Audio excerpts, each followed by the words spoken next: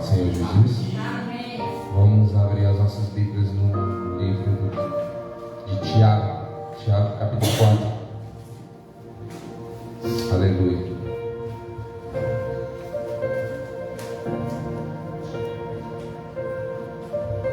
Tiago, capítulo 4. Fica lá no finalzinho da Bíblia já. Glória a Deus. Aleluia.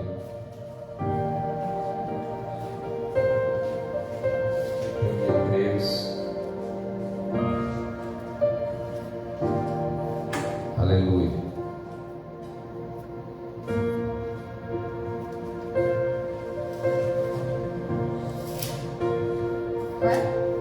Tiago 4, a partir do verso 1. Amém. Diz assim a palavra do Senhor: De onde vêm as guerras e pelejas entre vós? Porventura não vem disto, a saber, dos vossos deleites, que nos vossos membros guerreiam? Cobiçais e nada tendes, matais e sois invejosos, e nada podeis alcançar. Combateis e guerreais e nada tendes, porque não pedes. Pedes e não recebeis, porque pedes mal, para gastardes em vossos deleites. Adúlteros e adúlteras, não sabeis vós que a amizade no mundo é inimizade contra Deus? Portanto, qualquer que quiser ser amigo do mundo, constituir-se inimigo de Deus. Ou cuidai vós que em vão, diz a Escritura, o Espírito que em nós habita tem ciúmes. Antes ele dá maior graça. Portanto diz, Deus resiste aos soberbos, mas dá graça aos humildes. Sujeitai-vos, pois, a Deus, resisti ao diabo, e ele fugirá de vós. Chegai-vos a Deus, e ele se chegará a vós. Lavai as mãos, pecadores, e vós de duplo ânimo, purificai os corações. Senti as vossas misérias, lamentai e chorai. Converta-se o vosso riso em pranto, e o vosso gozo em tristeza.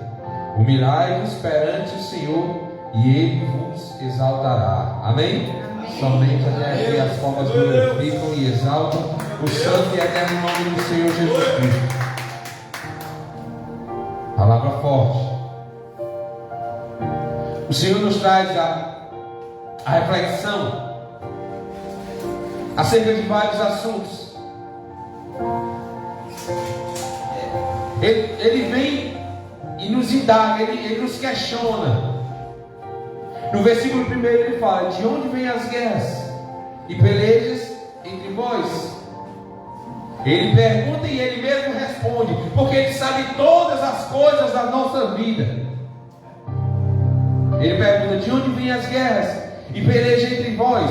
E ele mesmo responde: porventura não vem disto, a saber, dos vossos deleites, que os vossos membros guerreiam? Deus, ele não está chamando a atenção, porque muitas das vezes nós estamos numa peleja, nós estamos numa batalha, e nós culpamos a todos, e nós botamos culpa em tudo. Nós botamos culpa até mesmo em Deus, porque nós achamos que Deus não está olhando para nós achamos que Deus não está respondendo a nossa oração, ou não está nos escutando. Mas ele diz: porventura não vem disto, a saber, dos vossos deleites, que nos vossos membros guerreiam? E ele fala mais no versículo 2, Deus não para por aí. Deus poderia parar por aí, mas Deus ele vai além. Cobiçais e nada tendes, matais e sois invejosos. É forte, porque a Bíblia fala que nós temos que ser mansos e humildes, pastor, como Cristo diz: aprendei de mim que sou manso e humilde. Alguém que é manso e humilde jamais vai ser soberbo, jamais vai invejar, jamais vai desejar o mal do próximo, porque ele vai ter o Espírito Santo que habita nele.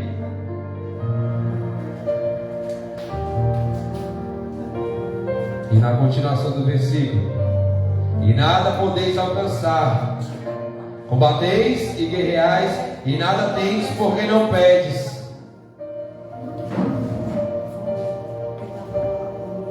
O Senhor, Ele está nos chamando a atenção para algo, pastor. Que nós usamos o nosso tempo para pedir, muitas vezes, o que não é necessário. Como assim, diabo? Ele está nos dizendo aqui que nós não temos nada porque nós não pedimos. E quando nós pedimos mal. Um exemplo, pastor, da Bíblia, porque nós não podemos sair, mas nós temos que estar dentro da Bíblia. Ana sofria na mão de Penina, porque Penina gerava filhos e dava filhos para Eucana. E Ana queria ter filhos, dar filhos a Eucana. Mas enquanto Ana queria ter filhos para mostrar para Penina que podia ter filhos, Deus não abriu a madre de Ana, porque ela queria pedir para se mostrar para outra. Quando ela mudou a oração, quando ela disse: Senhor, se atentares para a tua serva e deres um filho varão, aí Deus, opa, agora você falou comigo. Porque Samuel era projeto de Deus. Samuel era para ser, já era para ter nascido, mas Ana não estava sabendo pedir. E a Bíblia está dizendo que nós não recebemos porque nós não sabemos pedir. E quando nós vamos pedir, nós pedimos mal para os nossos próprios eleitos. Deus está falando, não sou eu. Versículo 3: Pedes e não recebeis, porque pedes mal, para gastardes em vossos deleites. Quantas são as vezes que nós, Senhor, eu quero ter isso, quero ter isso, quero ter isso, porque fulano tem isso, tem isso, tem isso.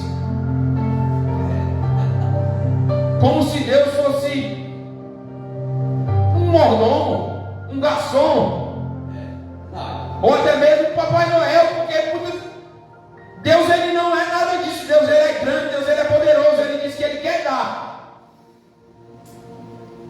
mas o que Ele quer dar tem que estar dentro do contexto que Ele quer para mim e para a tua vida, dentro do propósito. Será que a nossa petição está dentro do propósito de Deus? Será que o que nós temos pedido está dentro do que Deus tem para nós, quer para nós? Porque nós queremos algo e muitas das vezes Deus quer algo totalmente diferente. A Bíblia nos fala, se eu não me engano, em Mateus: para mim viver, eu tenho que morrer. Para mim ganhar, eu tenho que perder. Com Deus é tudo diferente, irmão. Nós vamos querer algo. Será que é isso que Deus tem para nós? Será que é isso que Deus quer para nós? Por que Deus diz que a gente não pede? Quando a gente pede mal? Porque a gente não coloca Ele na petição. Senhor, eu quero isso. Mas será que o Senhor quer isso para mim? Será que isso está dentro do que o Senhor tem para mim? Sabe por que o ser humano ora assim? Porque ele tem medo da resposta de Deus. Porque se aquilo que você tem pedido não for da vontade de Deus, e você disser: Senhor, isso é da tua vontade? Se não for, tira. Deus vai tirar. Deus não vai dar. Porque Ele sabe o melhor para mim e para ti. Então, se eu tenho pedido algo, vou dar um exemplo. Senhor, eu quero tanto um carro. O Senhor sabe do meu coração. Mas se não for da tua vontade, o Senhor não me dê, não. Se não for da vontade de Deus, não me dá o carro, Ele não vai me dar. Ele vai ouvir a minha oração. Então a nossa oração tem que ser essa: Senhor, eu quero isso. Mas se isso não vem de ti, eu também não quero. É difícil? Não é fácil. Você tem que abrir mão de algo que você quer. Mas o que é que importa para nós? É a nossa vontade ou é a vontade de Deus? Porque nós abrimos a nossa boca para dizer: seja feita a tua vontade. Mas quando a vontade de Deus se cumpre e não é o que nós queremos, às vezes nós murmuramos, reclamamos. Versículo 4: Adúlteros e adúlteras, não sabeis vós que a amizade do mundo é inimizade contra Deus? Portanto, qualquer que quiser ser amigo do mundo, constitui-se inimigo de Deus. Aqui Deus, Ele já fala que as coisas do mundo não são para nós. Porque nós sabemos que a Bíblia também fala que o mundo jaz o maligno. Então nós temos que ter cuidado, irmãos. Nós como igreja do Senhor, nós temos que ter cuidado, porque Satanás, ele não vai parar de guerrear, ele não vai parar de pelejar contra mim e contra a tua vida. Só vai ter um momento que ele vai parar, é quando nós estivermos juntos com o Senhor. Mas enquanto nós estivermos aqui, ele vai pelejar para te tirar da presença do Senhor. E o que é que ele vai fazer? Lançar o mundo. Ele vai querer que nós nos tornemos amigos do mundo. Porque quando nós nos tornamos amigos do mundo, a Bíblia está dizendo: aquele que é amigo do mundo constitui-se inimigo de Deus. Então nós temos que ter muito cuidado. Satanás, ele vai tentar contra mim e contra a tua vida, para que nós venhamos a fazer as vontades do mundo. Versículo 5: ou cuidai vós em vão, ou cuidai vós que em vão, diz a Escritura, o Espírito que em nós habita tem ciúmes.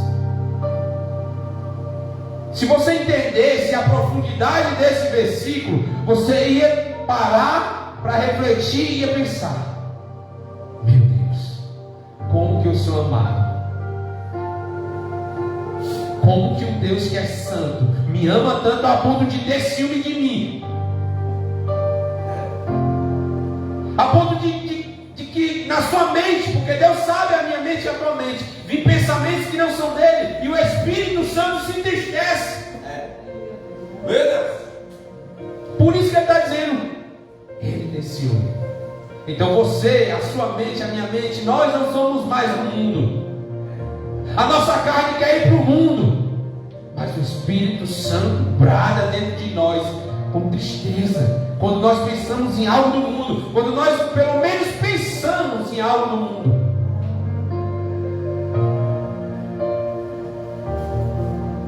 Versículo 6: antes ele dá maior graça, portanto diz Deus resiste aos soberbos, mas dá graça aos humildes. Esse versículo explica tudo, igreja. Porque quando eu sou soberbo, é só eu. É só eu que posso, é só eu que sei, é só eu que faço, é só eu que mando. Eu tiro Deus da jogada, eu tiro Deus da minha vida. Por isso que ele diz que ele resiste ao soberbo. Porque o soberbo, ele sabe de tudo, ele pode tudo, ele faz tudo, ele não precisa de ninguém, nem de Deus ele precisa. Por isso que Deus existe. Mas na continuação do versículo, igreja, ele diz: mas eu dou graça aos humildes. Dentro da Bíblia, um soberbo e um humilde. Fariseu, publicano. O fariseu se achava: sou isso, não sou como esse aí, esse pecador aí. E o publicano: tem misericórdia de mim, Senhor, que sou pecador. A Bíblia diz que ele não ousou nem olhar para o céu, pastor. E Jesus disse: quem desceu para casa justificado? Foi o publicano que se humilhou, humilde. Versículo 7: sujeitai-vos, pois, a Deus, resisti ao diabo e ele fugirá de vós. Publicano e fariseu. Quando eu me sujeito a Deus, eu reconheço diante dele as minhas necessidades, as minhas fraquezas, as minhas limitações. Eu digo: Senhor, até aqui eu consigo, mas daqui para cá eu não sei, eu não consigo mais. É só o Senhor. Se o Senhor me der força, eu consigo. É reconhecer diante dele que precisa dele para tudo. E é para tudo mesmo, porque até para respirar, se ele tirar o fôlego de vida, nós perecemos. Chegai-vos a Deus, e ele se chegará a vós. Lavai as mãos, pecadores, e vós de duplo ânimo, purificai o coração. Deus, ele tirou essa palavra para dar uma lapada santa na gente. Porque quantas são as vezes, irmão, que nós estamos dentro da igreja, nós estamos buscando ao Senhor, mas nós pensamos em desistir por conta disso, por conta daquilo, por conta disso outro. Por isso que ele está falando: Chegai-vos a Deus e Ele se chegará a vós. Você pode querer se chegar a uma pessoa, e se essa pessoa não quiser se chegar a você, nós nos entristecemos, não é verdade? Mas a Bíblia está dizendo: se chegue a Deus, que eu vou me chegar a você. Imagine um Deus que é grande, que não precisa de nós para nada. Só quer que você reconheça que Ele é Deus e se chegue a Ele. O que eu amo em Deus, pastor, é que a palavra de Deus diz que era Ele que ia ter com Adão. Toda tarde Ele ia ter com Adão. Ele ia falar com Adão. Ele ia conversar com Adão. E hoje Deus, Ele quer um particular comigo, quer um particular com a irmã Flávia, com o irmão Evandro, com você. E às vezes nós rejeitamos, pastor. E às vezes nós deixamos o cansaço tomar de conta. Como se Deus não fosse fortalecer. Como se Deus não fosse dar o ânimo que Ele diz na sua palavra. Aleluia. E nós colocamos o cansaço em primeiro lugar. E nós colocamos o nosso dia infatigado em primeiro lugar. Enquanto Deus está lá esperando a gente. Como que pode eu, pecador, miserável, Deus me esperando para conversar, Deus me esperando para me expor para Ele o meu dia? Glória. Como? Eu não consigo entender. E eu falo por mim, porque muitas são as vezes que eu estou cansado. Eu não vejo, pastor, nem a hora que eu durmo. Eu estou na cama e eu não consigo. Eu me acordo no outro dia, que hora que eu dormi? E às vezes nós achamos, pastor, o erro da igreja é achar que Deus só recebe oração de joelhos. Você orar de joelho é bom? Maravilhoso. Mas se você não está tendo força para se ajoelhar, irmão, deite, chore, clame. A Bíblia diz que Jesus estava no monte lá, quando ele estava angustiado. A Bíblia diz que ele estava de joelho, não. A Bíblia diz que ele estava em pé. Então, se você está cansado, eu tenho certeza que se você estiver orando, Deus, Ele não vai dizer: não, a tua oração não recebeu, não, porque tu está deitado. Deus, Ele quer um relacionamento. Ele não quer saber se você está de joelho, em pé, deitado, não. Ele quer saber se você está para Ele. Eu oro quando eu vou para o trabalho, de bicicleta. Eu oro quando eu estou no trabalho. Eu oro quando eu vou voltando para almoçar. E eu creio que Deus recebe a minha oração. Imagina se Deus recebesse só a oração de joelho. Eu estou no meu trabalho e vou ter que parar o meu trabalho para me ajoelhar para orar.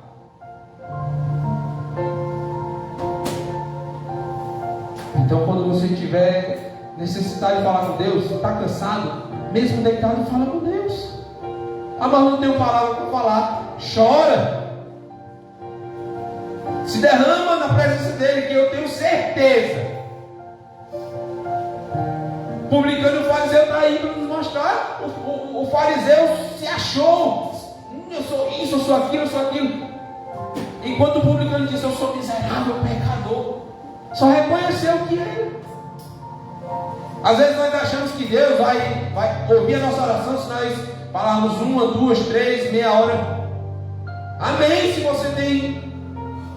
Mas não é por muito falar. A Bíblia diz que por muito falar, até os fariseus, os pagãos, não é por muito falar. É o seu coração. Se o seu coração está ligado com Ele. Versículo 9: senti as vossas misérias, lamentai e chorai, converta o vosso riso em pranto e o vosso gozo em tristeza. Humilhai-vos perante o Senhor e Ele vos exaltará.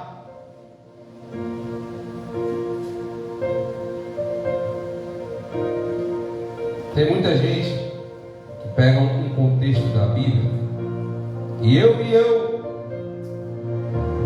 vi esse versículo dessa forma, pastor. A Bíblia diz que os humilhados serão exaltados. Mas não é isso que a Bíblia está falando. É porque a gente não para entender. A Bíblia diz que os que se humilham serão exaltados. Não é os humilhados. Não é, por exemplo, o pastor me humilha, Deus vai me exaltar. Não, é se eu me humilhar. A Bíblia está dizendo: humilhai-vos na presença do Senhor e Ele vos exaltará. Não é, alguém está te humilhando aí? Ele vai prestar conta com Deus, mas não é por isso que Deus vai te exaltar. Deus vai te exaltar se você se humilhar perante Ele. Os que se humilham serão exaltados, não é os humilhados. Os humilhados perante Ele. Então está na hora que nós, como igreja, pegarmos essa palavra, mastigar e comer. Porque está chegando tempo em que as pessoas estão se esfriando e o diabo vai atacar. Ontem teve um ataque lá em casa. O inimigo veio na minha mente para mim fazer coisas que eu fazia quando eu era do mundo. Por que o Senhor me deu essa palavra? Eu não estou isento de ataque do diabo. O diabo vai atacar.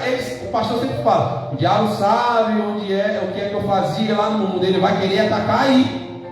O diabo sabe onde é que você é fraca. Ele vai querer atacar aí. Se o diabo sabe que você não é fraca nesse ponto, ele não vai atacar. Ele vai atacar onde você teve uma fraqueza no passado. E a carne quase. Porque a Bíblia diz que há uma luta constante da carne com o espírito. Às vezes é no palavrão, às vezes é falar em alguém. Deus sabe as nossas fraquezas, mas o diabo também sabe. Por isso que ele diz que para Paulo, que é na fraqueza que o poder dele se aperfeiçoa. Por quê? Porque a gente resiste ao diabo. A gente se sujeita a Deus e resiste ao diabo para ele fugir. É fácil? Não é. Mas se fosse fácil, eu costumo falar que não seria necessário o sacrifício de Jesus. Então, igreja, o diabo vai vir, mas ele não te obriga a nada, não me obriga a nada. Ele vai colocar os pratos, as tentações. A gente vai se a gente quiser. A carne balança, a carne quer. Mas quando a gente faz a vontade da carne, a Bíblia diz que nós nos tornamos inimigos de Deus, porque nós passamos a praticar as coisas do mundo. Então que nós possamos meditar nessa palavra.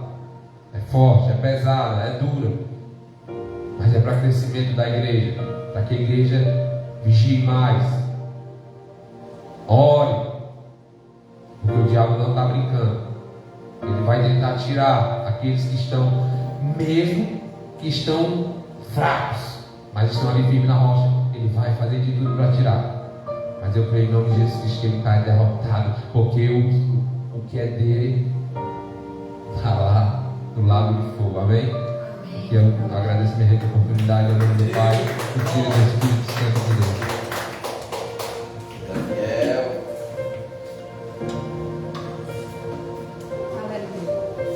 Aleluia, glória a Deus. Cumprimento os amados irmãos que chegaram agora.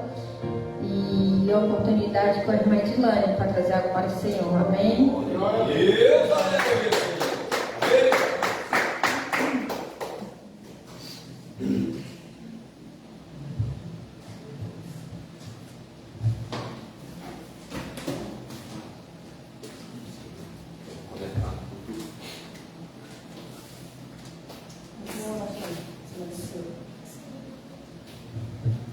Salve os irmãos com a parte do Senhor. Amém.